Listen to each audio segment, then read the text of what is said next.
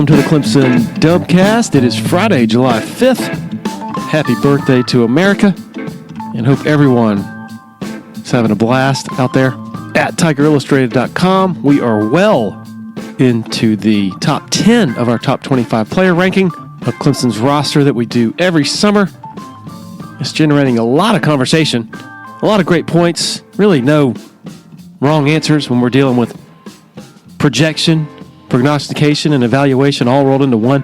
The important part is we learn more about these players from a lot of conversations we've been having the last couple of months with people close to the team. My good friends Blake Smith and Brooke Archenhold have been part of the podcast since the beginning, way back in August of 2018. They have an accomplished team of personal injury attorneys at Parham, Smith, and Archenhold based in Greenville. They are Clemson people, and their skillful attorneys have decades of experience in complicated litigation matters, taking a special interest in medical malpractice, nursing home abuse, and neglect, car accident cases that have left the individuals involved in serious trouble. For a free consultation at Parham, Smith, and Archenhold, call 864-990-4581 or online at parhamlaw.com. That's PARHAM law.com. When you're ready for a complete renovation in your home or business, open the door to more with Harris Home and Harris Commercial. Their local experienced team will totally transform any room space, from beautiful floor coverings to construction to finished details. Harris handles every step of your renovation process, whether it's a kitchen or living room or an industrial or educational setting, like some of the positively stunning work they've done at Clemson University. Go to discoverharris.com and experience a total renovation transformation from Harris Home and Harris Commercial. Solero Communications, formerly known as Tandem Payment, is a full-service integrated electronic payments provider powered by leading-edge technology. Solero provides a wide array of merchant solutions, simplified payments. They make onboarding, taking payments, maintaining risk management and compliance, and getting support quick and easy. At Solero, they're all about helping you achieve sustainable growth as a business. Taking payments isn't the only thing your business needs. With Solero's solutions, you can manage inventory, sell products and services via social media, schedule staff, track sales, get reports, and much, much more. Find out more about Solero at solerocommerce.com. That's CELERO commerce.com. Okay, the dog days of summer, always a good time to reflect, to think back. This podcast has surpassed 300 episodes, and I went back to the first year and pulled two of the more unforgettable episodes from 2018. This is from November of 18, Steve Spurrier, and then late December of 18 with Tom Rinaldi. Really fun trip down memory lane here. Enjoy. Okay, just as a setup to this phone conversation, talked to Steve Spurrier early this week to set up an interview, but during that initial conversation, he says, yep, Dabo's about to get his fifth, going for his fifth, and going for his winning record. One win over 500 against South Carolina. And he remarked that at, I guess, 2 years ago at the Home Depot Awards in Atlanta, Urban Meyer and Dabo were there. Spurrier was there as well. And Dabo had mentioned to Meyer that Clemson had once lost 5 straight to Spurrier in South Carolina. And Meyer could not believe it. He just was amazed that such a streak had happened, I guess, so recently. So that was what we were talking about at the beginning of our second conversation a little later the next day. So we're sort of in mid-conversation as this picks up. So just a little primer on that. So here we go. Enjoy. Oh, that's okay. That's okay. Okay. Yeah, I was just curious to learn more about what you were talking about earlier with Urban in Atlanta when you mentioned the 5 straight and he couldn't believe it. Can you reconstruct, like when was that? And I think it was a Home Depot award show in 2000 and I don't know when. Maybe 16, 15, 16, after the 15 season, probably. Okay. Yeah, after the 15 season, yeah. And they were in I think they were in the Final Four that year. Alabama, Washington, Clemson, Ohio State. It might have been right before Clemson clobbered Ohio State. Was it 31-0? something like that. That's correct. In 2016 playoff. 16, yeah, that's when it was. Yeah, right before it. Mm-hmm. And you mentioned to Urban that y'all had once won 5 straight over Clemson? No, Dabo did. Oh, Dabo did. And we were just talking about it, and he just didn't know it. Urban didn't know it. It sort of surprised him. But it wasn't any big deal. Yeah. How surprising is it that things have flipped to this extent in the rivalry from your standpoint? What do you mean? Well, in 2013, y'all won 5 straight, and now they're on the verge of winning 5 straight. Yeah. Okay. So what are you asking? I'm just wondering how surprising, if that is surprising, I guess. From your... Well, I don't think it's too surprising because Clemson's been beating everybody pretty good. So it's difficult for South Carolina to beat those guys. That's just the way it's turned right now.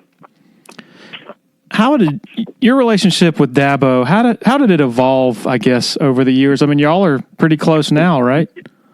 Oh, we were always friendly. Just a few little words here and there. Nothing personal. Nothing. No, it wasn't any big deal. We'd throw a little dig in every now and then because our fans loved it. If we were fortunate enough to beat them, they would love a little something or other occasionally. Spurrier and the South Carolina Gamecocks.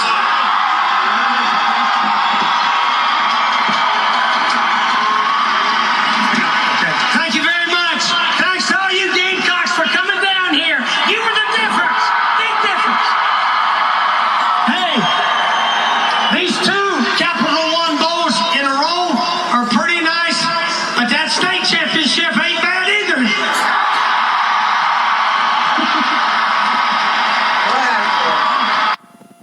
2-4 since that night, and we are the first team from the state of South Carolina to ever win a BCS game. Right here. So I'd say something in the off season about that. We were fortunate to beat that really, really good team from the upstate. Wofford gave us a hell of a game, something like that. As a lot of you know, we had a big win over that team from the upstate recently.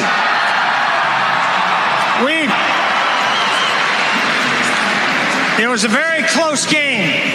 Went into the 4th quarter. Our defense played very well. Offense, our kicker made his kicks, and we were able to beat Wofford 24-7 here at Williams-Brice. Big win. It enabled our guys to win all their home games this year for the first time in 25 years. Went undefeated at home. Pretty good. But they didn't give us a trophy for beating Wofford. We had to beat that other team from the upstate. So stuff like that we sort of jive around, but it wasn't a big deal. There was that one where y'all were going to LSU in 2012, and you said, "Yeah, most of my players have never played in the real Death Valley," and then he came back at you and said said most of his players had never been to California to play USC either. The real SC. Most of our guys have never been to Death Valley. That is the Death Valley, isn't it? Or is there another one around? Yeah, there's 2 of them. That's right, there's 2 Death Valleys. Yeah, I forgot about that. Was LSU the first one or the second one? Who knows? They were first? Oh, okay. But now we hadn't talked to our team about the stadium too much yet. But they know it'd be loud and crazy and all that kind of stuff. Yeah, I heard about that. What's your take?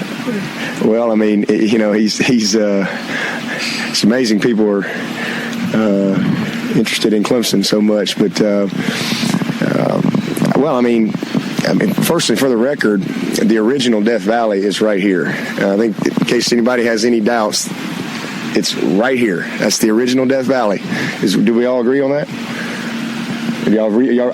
History says Tim Bray? Is Tim around here? 48 here. 1948? Yeah. All right, well, we're going to just... They were called Death Valley originally. I think this is the original... I'm pretty sure that's accurate. This is the original Death Valley, but... So that's, but I can see where he might have a little confusion. Our guys have never been to USC. California's a long way from here. So, I can see where, there can be a little confusion there. Got 2 Death Valleys and 2 USCs, but there's only one real one. Anyway, Coach Spurrier. That's classic Spurrier. You like this? Yeah, no big deal either way. Is that fun for you? Is that just part of competition that maybe some people might make too big a deal out of? Yeah, it's really no big deal, but some people, I guess, could make something out of anything you say. So usually there was no words the week of the game that would, really irritate the other side. I don't remember anything happening that a player or somebody said something, man, that's going to really tick off the other team and fire them up or something like that. I think during the week of the game, we all said pretty much the standard right things.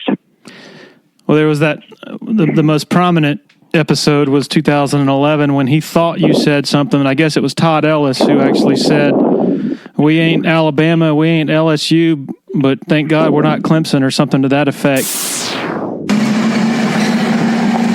Well, it's kind of crazy. I mean, it's sad that I get asked a question like that on a Thursday, before a championship game.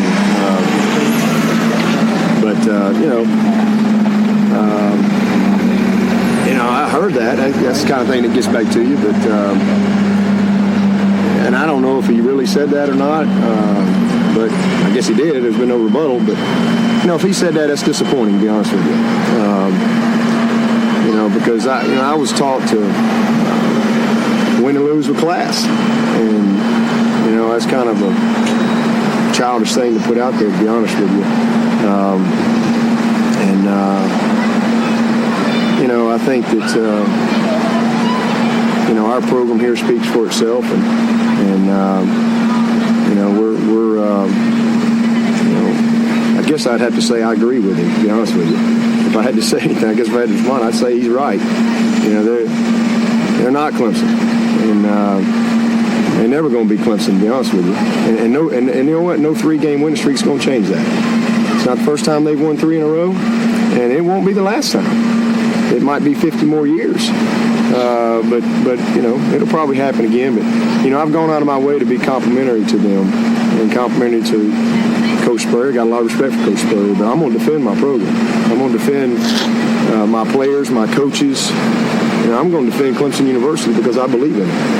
And, I just think that I think he's exactly right. I think that they're not Clemson, again, they never will be. You're looking at the best era in the history of South Carolina football right now.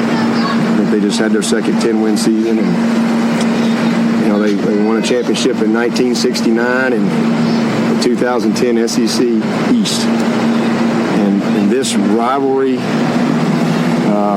there's a lot of rivalries out there. This is more of a domination, and that's the fact. My kids, grandkids won't live long enough to ever see this really become a rivalry. It is what it is. So, again, I got respect for their program, but South Carolina's not Clemson. There's a lot of differences. This is a place that's won a national title, 17 conference championships, 2 division titles. Heck, we've won more bowl games than they've ever even been to. I think our program's got 100+ more wins than South Carolina. That's reality.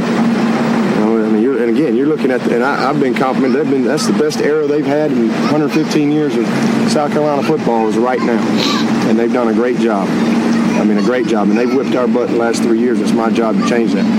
Coach Spurrier's been there 7 years. And after 5 years, I think he had 35 wins, and I think a new contract and all that kind of stuff. And after 5 years at Clemson, if I've only got 35 wins, there's going to be a new coach here. And you know what? There should be, because there's a different standard. And so he's exactly right. They ain't Alabama, they ain't LSU, and they're certainly not Clemson. And that's why Carolina's in Chapel Hill and USC's in California, and the university in this state always has been, always will be Clemson. And it's right here in Clemson, South Carolina. So you can print that, tweet that, whatever. But again, it's ridiculous that I'm getting asked a question like that on Thursday before a championship game. But I'm proud of who we are. I know who we are at Clemson. And, I know where we're going. But I guess my response is he's right. He's exactly right. What do y'all want to talk about? Anything else? Sounds good. I'm good. Now that we had to pull that out. Yeah, that got Dabo, one of his rants. Yeah, Todd Ellis said it, but one of our sort of dumb, I would say dumbass, can you put dumbass in there? One of our guys that actually worked in our athletic department that put out social media stuff, he actually put it out that I said it. So I could see where there was a mistake. And, it was our fault. And I don't think that guy works around there anymore. But he put it out under me saying it when Todd Ellis was the guy that said it. And so what was your reaction when you saw that rant? Well, my reaction was, well, I didn't say that, but, I just wanted facts. No, I didn't say that they weren't Alabama or something like that. If I'd said it, I'd own up to it. I don't like to own up things I didn't say. You invited Dabo and Kathleen to your Hall of Fame induction dinner in New York last year when you were just the fourth person to be inducted as both a player and a coach. That would seem to speak very highly of your opinion of him. I'm just curious to learn of that decision to invite them and how that went. It was very nice of he and Kathleen to come. Yeah, we appreciated it. And, he usually comes to the College Hall of Fame every year. So it was nice to have him come by for that function. Well, I was surrounded by Gators and Gamecocks. So I got a lot of looks when I walked in there. But it was great. Everybody was very gracious, and he had a couple jokes, and we had some fun, and it was an unbelievable event. They had it at a really cool spot somewhere down by the river. I don't know if it was like an event center or something, but it was great. Met a lot of neat people, and got to meet a lot of his Duke, that Duke team. Some of the Duke was there too. A lot of those folks. So it's pretty cool to be a part of it and be invited, and a lot of fun. Did you ever meet Dabo when he was an assistant in Alabama and you were at Florida, or was your first introduction when he was at Clemson? No, I did not know Dabo probably until he got to be the head coach. Now, he knew my son, Steve Jr. They recruited a lot of the same high schools and so forth, and would bump into each other around the recruiting trails. But I didn't probably get to know him until he was the interim and then the head coach there. How long did it take you to gain an appreciation of the South Carolina-Clemson or Clemson-South Carolina rivalry? Well, obviously, I came right after they had that ugly fight at Clemson in 2004, I guess it was. So, which I guess knocked both teams out of a bowl game that year. So the next year, we put all that behind. I think we had a handshake or something before the game and realized how stupid it was and how it made both schools look really bad.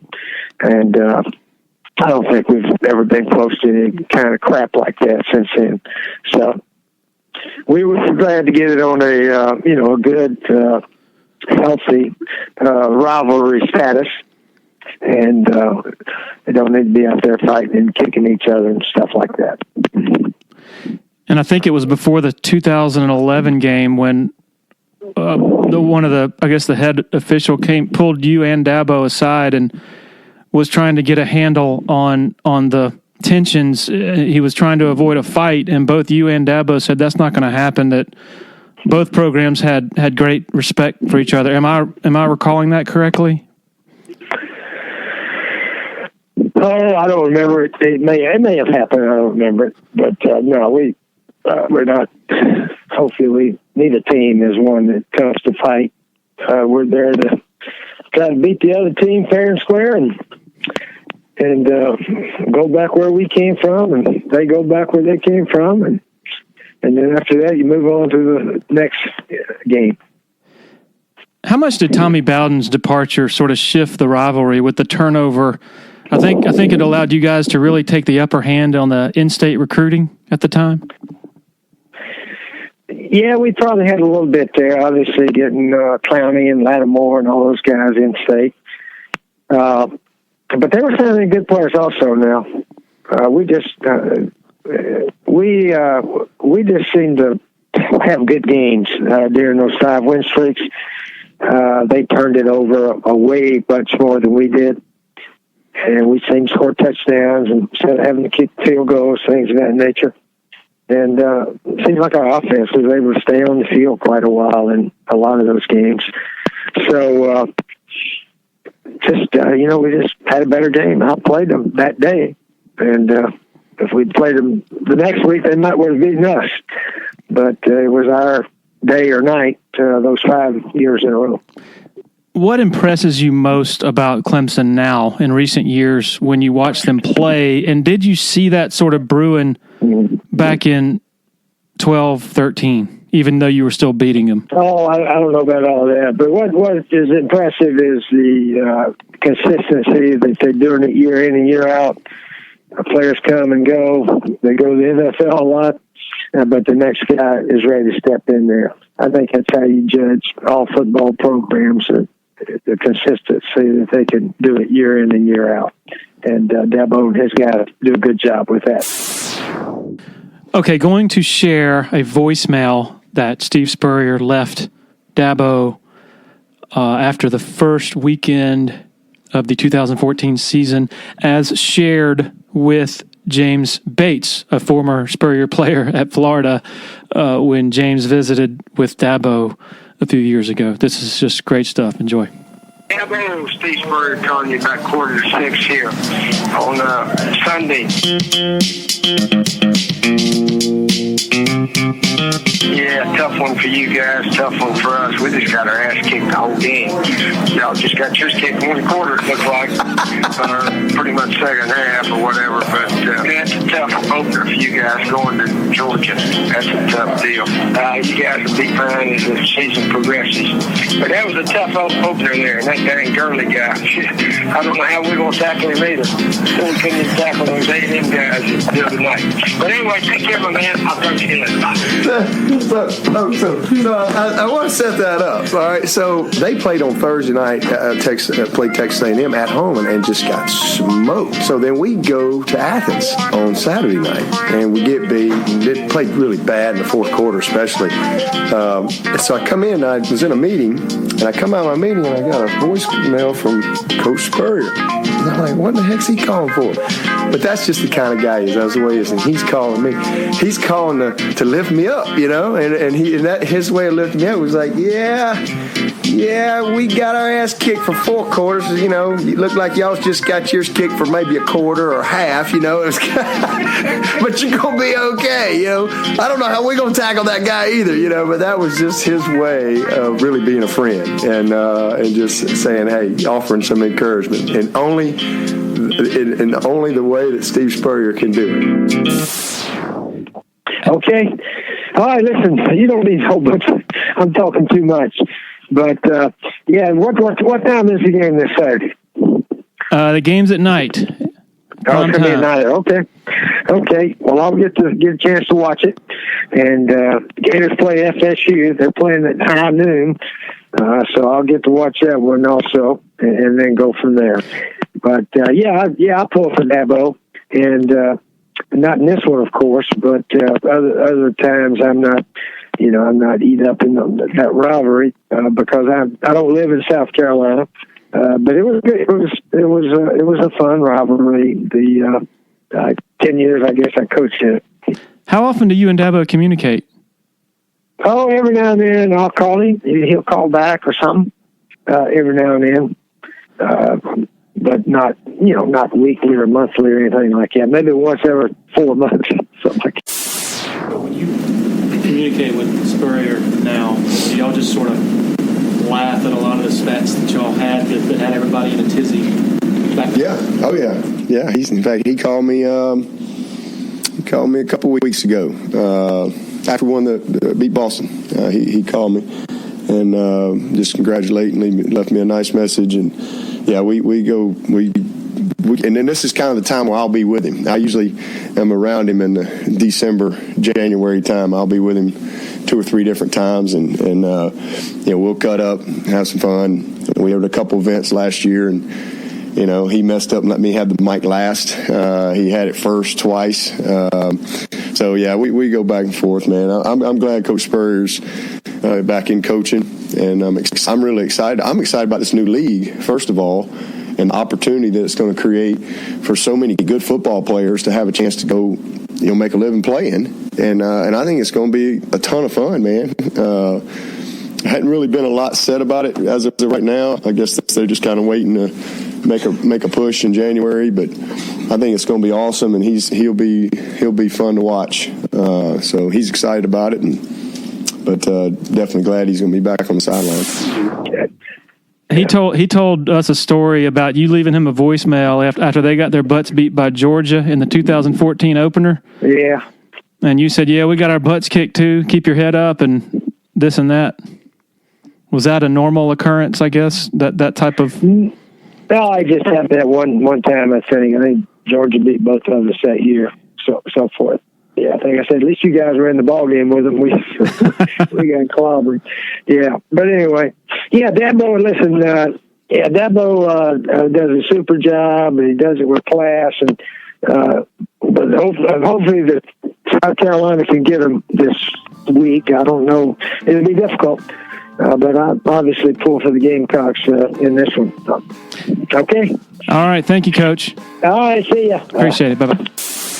Upstate Foodies. Want to take a moment to talk to you about our favorite taco spot, Willie Taco. 5 locations across the upstate. This award-winning team has been serving up fresh taco fusion for a solid decade now. The chefs at Willie Taco utilize the freshest, most creative, and sometimes unexpected ingredients in their kitchens. Come see why Southern Living, Garden and Gun, and Food and Wine Magazine are raving about Willie Taco and their signature offerings, such as their Southern Tide, crispy avocado, Nashville hot chicken tacos, literally flavors you will not find anywhere else, folks. And don't forget about the cocktails. Super fresh margaritas, ice cold cerveza, and over 80 tequilas served up daily from behind the bar. So don't wait, folks. Your Willie Taco Familia is ready to serve you up their twist on funky, fresh fusion. It's the Willie way. Another loyal supporter of the Dubcast is Blackacre Law Firm in Greenville, a subsidiary of Parham Smith and Archambault. Blackacre helps South Carolina residents achieve their dreams of home ownership by providing experienced professional representation for real estate closings. Attention to detail is crucial in real estate law. Blackacre is committed to making sure nothing gets by them preparing residential or commercial closings. Blackacre also offers estate planning services for their clients in the Greenville area. Find out more about Blackacre at 864-326-3507. Want to share a quick word about Founders Federal Credit Union? If you've been to a sporting event in Clemson, you've probably heard about Founders already.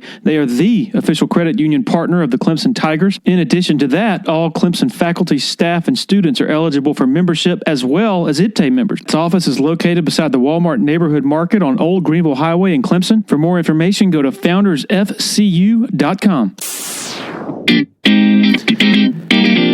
Okay, joined here by Tom Rinaldi of ESPN. Tom, thank you so very much for sharing your time to join us for the podcast here. Thank you for having me, Larry. My pleasure. Okay, I'm guessing that when this podcast runs, you will have already, the story that you came to Clemson to report will have already run.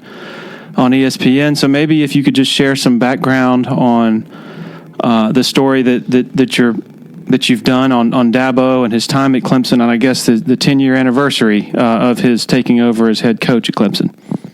Well, really, Larry, to be honest, it's not even going to begin to approach the tremendous work that you've done, which is to tell that story as fully as it deserves to be told. Our story will be much shorter due to the time constraints of College Game Day, where we're just picking a handful of moments between that day in October when Dabo Swinney was named the interim coach to the day, less than 2 months later when he was given the job full time. We obviously know what's happened in the aftermath of that decision, but it just looks at a couple of moments along those 7 weeks in that timeline. You really go to school on these stories and these coaches or whoever the subject is for your wonderful features that you do on a regular basis. How far back do you and Dabo go? Well, first of all, in the notion of going to school, one of the reasons we're able to do that is because of teachers like you. When you're able to provide that kind of content and that kind of insight, it naturally leads to such a strong foundation to work off of in terms of what to ask, where to guide the interview, what we can try to do to shape the story, again, in our time constraints, 4 or 5 or 6 minutes long, however it would be. I go back not nearly as long as some other people do with Dabo. I think I probably first met Dabo back in 2012 or so. So that would have been 6 years ago when Clemson was well underway in terms of becoming one of the standard bearers of the sport. So I don't have the depth and length of connection with Dabo that many other people do. But in the last, since we've met, I've certainly spent some time with him each of these seasons because of ESPN's deep connection to the sport. Is he unlike, I know most great coaches are unique in their own way, right. But is he maybe unlike most any other coach you've ever encountered? His program reflects his personality more than any coach I've seen in the sport, bar none, more than any other coach. The only other team I can think of that reflects the personality of the head coach as much is the Golden State Warriors. I think because I cover the NBA at times, Larry, nowhere near as much as I cover college football or golf or tennis, but he has built a program by his design, in his image, with his values, and he's been remarkably consistent in doing that. And I think I don't know what your experience was, Larry. I feel like a lot of people wonder whether they ever say it out loud. Is this guy really this way?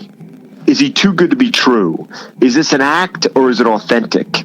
And certainly 6+ years, 7+ years into knowing Dabo, my assessment is it's completely and totally authentic.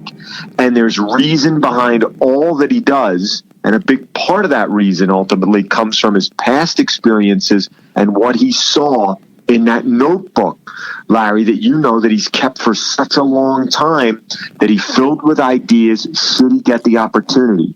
And he has continued to fill that notebook out and build an incredible program in his image. Have you seen the notebook, the binder?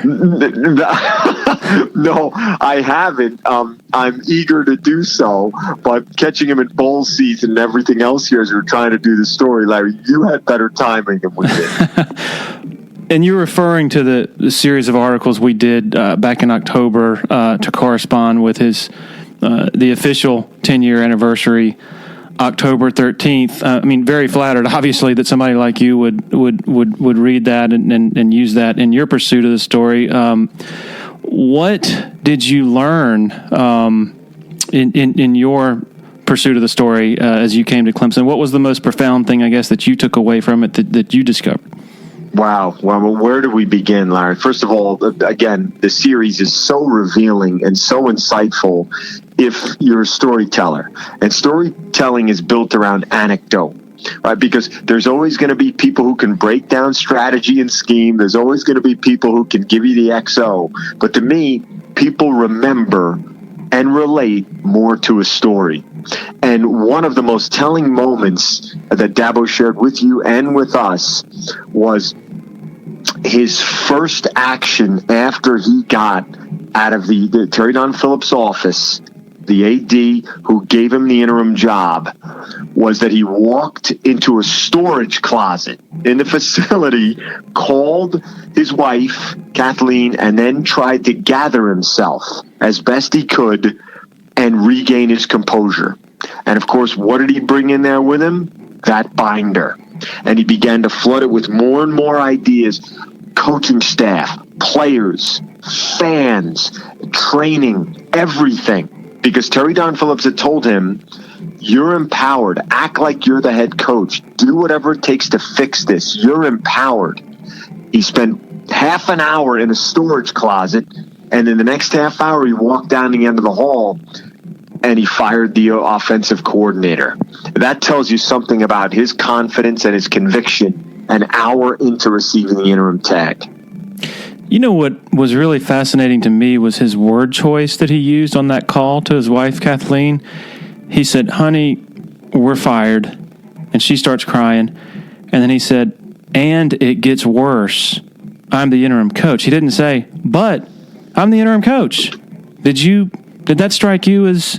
Well, I think, Larry, there were two calls there. He called Kathleen a series of times that day, but you're referring to the very first call in which he had said he had an overwhelming sick feeling when he was named the interim, because essentially, Larry, he didn't use this was my term, not his or yours, sort of a dead man walking.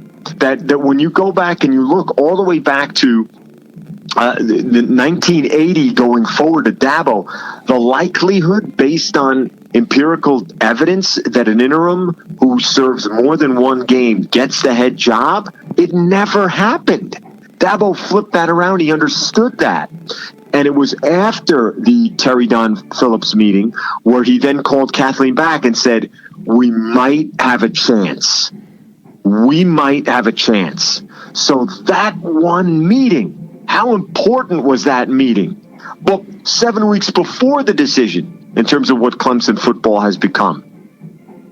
The binder, also really fascinating because it's not as though he just put that together, when he had the interim job. I can't remember, maybe a year and a half before he was up for the UAB job. Right. And he really wanted that job. And he was telling me, I already had slogans, Blazer Nation, and you could see all of these ideas taking shape of this coach who was going to become, this major figure. But if and when you get a chance to sort through that binder, what's really amazing is the vision that he had, things that wouldn't take place for 4, 5, 6 years, 8 years, 10 years beyond. The facilities, the people he was going to hire as assistant coaches. Brandon Streeter's name was in there, I believe. Tony Elliott's name was in there. And also the various support staff members. Just amazing the vision that he had even way back when he was just a receivers coach. And the vision, Larry, that he has executed. I don't know that there would ever be a way to, it would take a tremendous amount of work to find out whether there is any coach who has hired more former players on staff, people he has coached or have been a GA for him, than Dabo. 19, Larry, are on his staff right now. He told me that today. Think about that. That's astounding when you think about the people that he brings into his life and keeps in his life. The quality of that connection, the depth of it. I think that says a lot about writing that name, Brandon Streeter, in there years and years ago.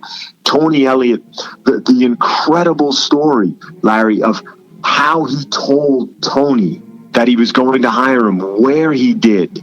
Sycamore, the Sycamore Street part of that. Dabo living on Sycamore at the time, and Tony having been involved in a traumatic accident where he lost one of his parents on Sycamore in a different part of the country, and him wanting to change the association of that word in Tony Elliott's life, and so telling him about the hiring on Sycamore Drive.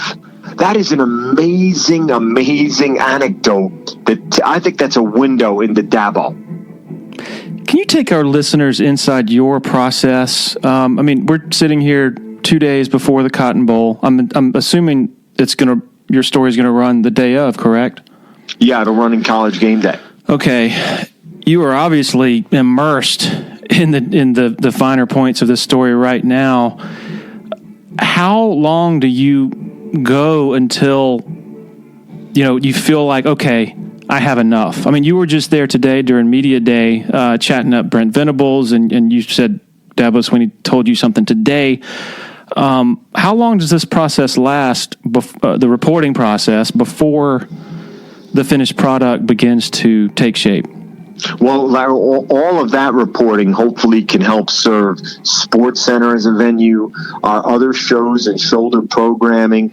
Hopefully it can serve Game Day and some of the reports that we do, a pregame show that we do. Hopefully it can serve Sideline, whether it's myself or Holly Rowe, who's sharing the sideline duties with me for the Cotton Bowl. It's all of that reporting, again, hopefully, which is anecdotal in nature, that takes people into a place that they may not be able to go and lets them learn something that they didn't know. The television piece, again, no other way to say it, Larry. Again, while I'm pleased that we've had the opportunity to do it. It's I think a little less than 5 minutes long, and one of the big differences in television is so much that's so wonderful in Dabo's origin story is apocryphal and anecdotal. It's not necessarily visual, so that's a challenge in TV in trying to render that. Dabo is such great TV. He's such a great interview that you keep him on camera a lot. But the piece is now edited and done. Like I said, it's a shade under 5 minutes long, I believe, and that'll be on College Game Day. When I sit down to write a story I'm fascinated about, there's no limit. I can write an 80,000 word story if I want to. I can write a 6-part series if I want to. 5 minutes. How excruciating is it sometimes when you have poured your heart into something and you want to do it justice, and you're, I guess, fighting for time for that subject or that story? That's the hardest part of the process by far, because you know this, Larry. You want most to be accurate and fair. And then after that, if that's priority 1A is to honor the trust a subject has given. That's what you want. And that's why the battle for time can really be so tough. Because, listen, I'll never believe there's nothing that exists in the realm of objectivity. Because as soon as you select something and omit something else, that's a subjective act. There is no objectivity that's pure and total.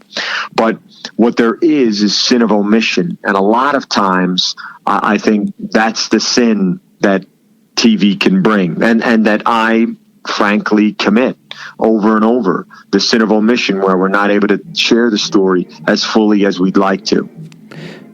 You mentioned earning trust. When you are parachuting in to a college town, and you are trying to get someone to open up to you and share things that are very personal, how do you earn that trust? Not necessarily with Dabo, but in other people whose stories you're telling. 2 years ago, we came to do the story about Christian Wilkins and the tragic death of his grandfather, who, for folks who don't know, was shot and killed in a mistaken drug raid in Massachusetts. Very difficult story to tell. And we did not have a lot of time to tell it with Christian, who's a magnetic, brilliant personality and mind and soul. And really, in that case, Larry, you have to hope that the connection follows, in a way, the interview. But the interview itself ultimately comes down to the quality of the question.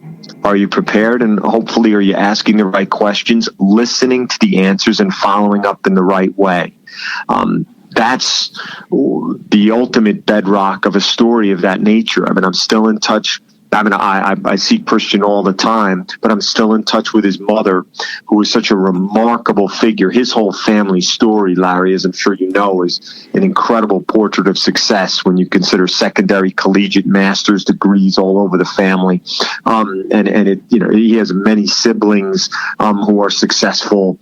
Obviously, winning the Campbell Trophy is an incredible feat. But Christian Wilkins and why he wears number 42, I think that story will forever stand apart for me, that shows his soul and what's important to him.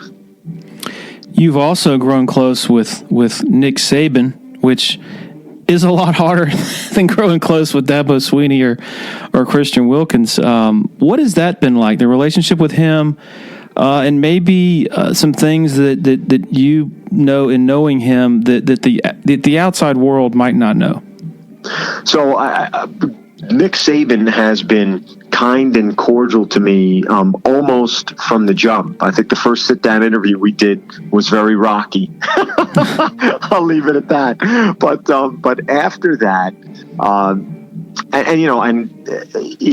he's continued to show kindness and a warmth toward me. But I'll tell you, there are many, many things about Nick Saban that I don't know that. I think people look at the side. They look at his mask of anguish on the sideline. They look at times what can feel like the blast furnace of his anger toward a play not being executed properly, and that's all they see. And that is a mere fraction of who he is as a man. What's made him the greatest college football coach in history, one of the greatest coaches in any sport in American history. And I think one of the things people miss, Larry, there's 1,000 things, but one is his humility. One of the things that Saban has done year after year is change.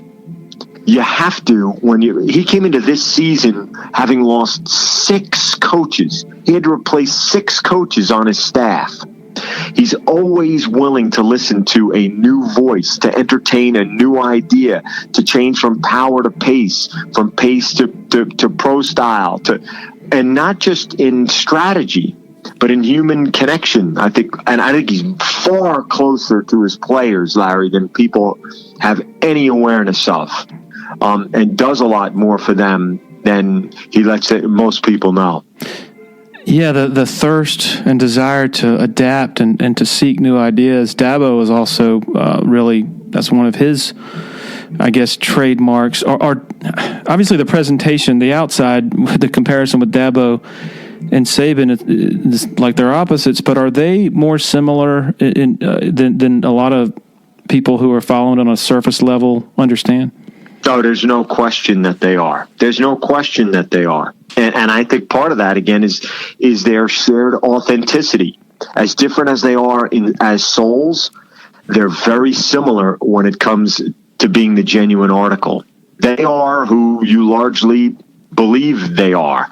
And I mean the people who know them, and not necessarily the public perception and how that could simplify things.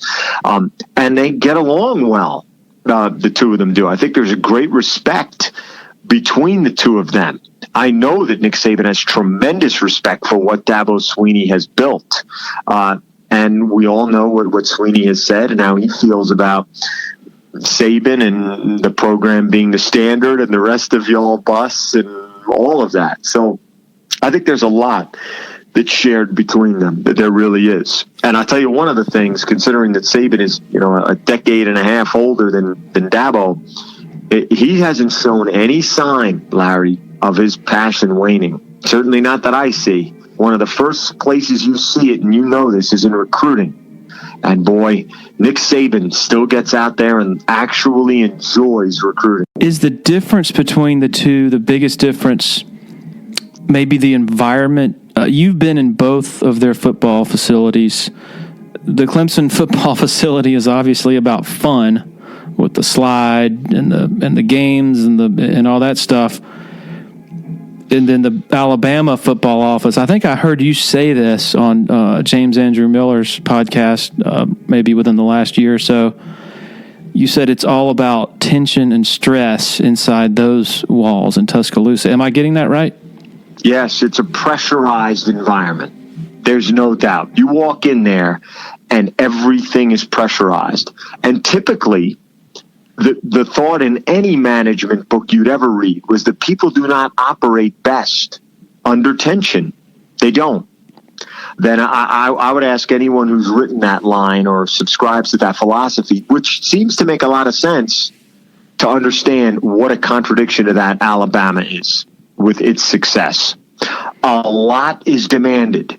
You can say that tension comes from the unexpected.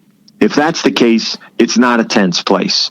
You know what to expect when you walk in that building, and you're expected to deliver. And if you don't, you'll be held accountable until you do. That is every single person, task, role in that building. They celebrate. They have fun. But no one has as much fun that I've seen in the way that he does as Dabo Swinney. Now, Nick brings the new guys out to the lake house. He rides with them as we showed in the training days series that we did. He's dragging them behind on the inner tube and having a ton of fun. And that's a part of him that people don't get to see as often. They see it all the time with Dabo. That side of Saban has been shown more recently than before, as you mentioned. Do you think that is maybe in part a reaction to, okay, you got Clemson over here having all this fun. We need to show that Alabama needs to show that they're having fun too? No doubt about it. No doubt about it. I Saban is keenly aware of the greater landscape. And again, I think that's humility, Larry. That awareness. Not we do it the way we do it and everyone else and everything else be damned. That is not his way. He appreciates, understands, studies context, and adapts to it. So I think that's a smart point you just made. Here we are. Clemson is in the playoff for the fourth straight year. Alabama, of course, has been in it every year and maybe the most entrenched dynasty in college football history. And yet it feels like... I want you to stop right there for a second, Larry. If they were to win the title, Bama, forget about... They're the most dominant... Take UConn women's basketball out. That's unique. That's its own universe. Take them out of it. They're the most dominant dynasty of this century in American sport. Alabama football. Bigger than the Red Sox. Bigger than the Spurs. Bigger than the Warriors. Bigger than the Patriots. More successful than any of them. That's Alabama football if they were to win this year. Wow. And I guess what I was getting at was it really feels like both of these programs are kind of just getting started. Well, the only thing I'll say about that, Larry, is you've been around long enough to know success, this is the Saban quote now, right, is not a continuum. Harmony is fragile. You know why? Because life is. The Golden State Warriors, let's just let's just punch their ticket to the finals. Everything. There's turbulence. There's disharmony. There's injury. There's self-interest. There's all these things which are enemies to unity and sustained excellence. That's what's so astounding about Dabo and Saban, that they have found a way to defeat that. That's incredible. You know, one of the things that Saban said and Dabo echoed, there's a lot of books that tell you how to be successful. There are hardly any that tell you how to stay that way. No doubt. And Tom, 10 schools have made the playoff over its 5-year existence. So 10 schools have filled 20 spots. Of those 10, 7 over that 5-year period have had at least one 5-loss season. 4 of those schools have had a losing season. Wow. I did not know that. That's a great nugget. That just shows you, what you're talking about. Maintaining that edge and that drive in the presence of, or in the wake of, great success is the hardest thing to do. What is your take on people? There's this clamor for expanding the playoff because people say it's boring now that the same teams are playing for the championship and winning it. What's your take on that?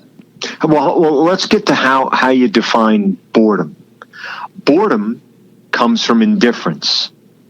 And indifference, largely to me, comes from ignorance. Ignorance not meaning lack of knowledge, meaning it's being ignored. We don't care about it. I certainly don't think that's an issue for the CFP right now.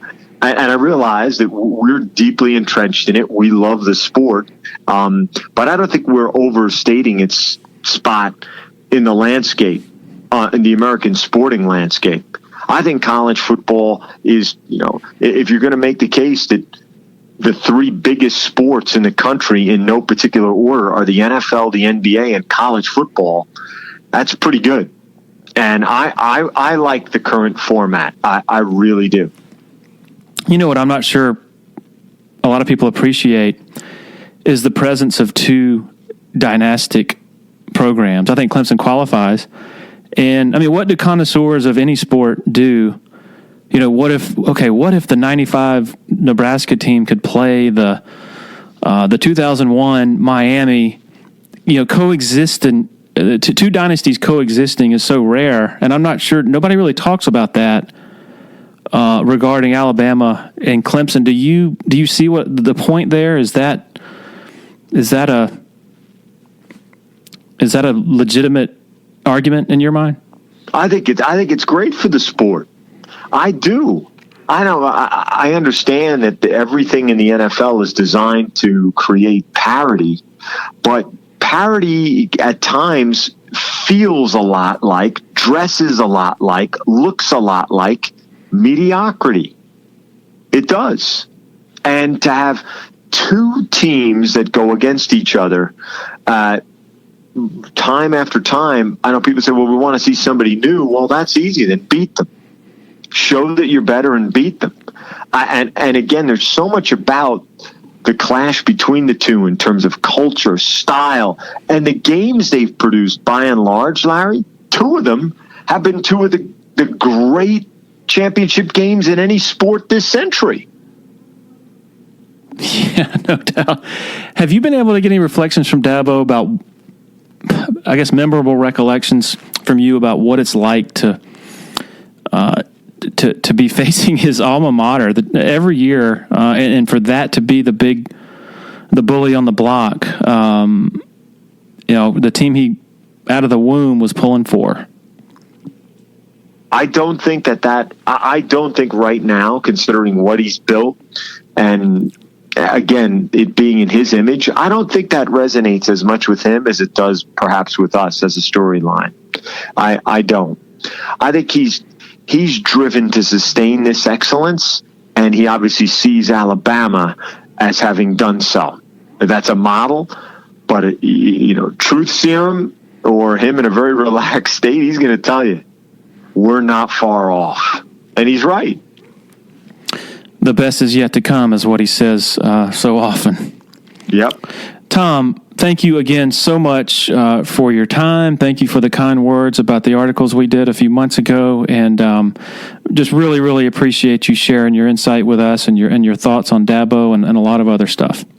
I just think, Larry, again, at the risk of being redundant or sounding obsequious, I really think that whether you're a Clemson fan or not, the series is so fascinating as a portrait of success, of the capriciousness, if you will, of what leads to somebody being placed in that position. The other decisions that surround what has turned out to be one of the great decisions, which is to have Dabo Swinney be the head coach of the Clemson Tigers.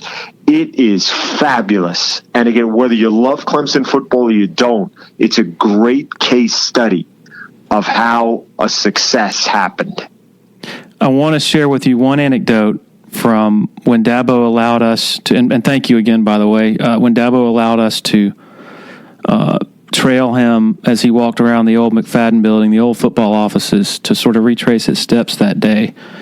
We walk into Dan Radakovich's office, which was Tommy Bowden's office and then was Dabo's office after he took over. And they're sharing a few laughs, Dabo and Dan. And then as we're walking out, Dan says, "Wait, I want to show you something." And he pulls open his desk, his top desk drawer, and he moves some papers around. And at the bottom of that drawer is the name Dabo that is scrawled into that desk that he that he wrote back when he was the interim coach. And he said, "I left my mark," is what Dabo said. Yep, exactly. And carved his name in the drawer just so that in case it didn't work out, he'd know that he'd left his mark. Exactly. Fantastic. Okay, Tom, once again, thank you so much, and I really look forward to watching this story on game day. Thanks, Larry. Take care. For the record, not that anybody needs reminding, but after this interview, Clemson went on to stomp Notre Dame and Alabama in the playoff by an aggregate 74-19. Still pretty hard to believe all these years later. Really cool to revisit both of these interviews. Steve Spurrier, just one of a kind. I think he was just dying to get off the phone with me toward the end of that. Maybe he had tea time to get to. Understandable. Thank you to our very loyal sponsors for continuing to make this happen through the years. And most of all, thanks to every single one of you. Happy 4th. Happy summer. Happy everything. Hope everybody's well. Cheers.